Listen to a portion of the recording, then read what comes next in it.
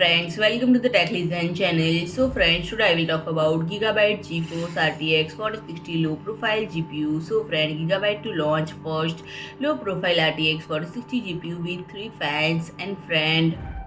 The card comes with 8107 GPU and 128-bit memory bus would be a stronger contender as the successor to these cards, and Gigabyte decided to proceed with their plans regardless of the GPU name and the fact that we are looking at a first triple fan cooling solution for the low profile GPU in the 80 series is worth mentioning, and this means that card will be slightly longer than the Mini-ITX form factor. Those who have room for dual slot and low profile models should be equally excited, and friend, this model features a single 8-pin power connector which is a common sight on the RTX 4060 series. Furthermore, it has non-standard display connector with two HDMI 2.1 and DisplayPort 1.4 ports, and many companies simply reduce the display output capabilities there, but Gigabyte went one step further by sticking them to preserve the original design. And friend, one might wonder that such card will find their use, but home theater PCs and Mini-ITX system with optional external GPUs are the first thing that come to mind.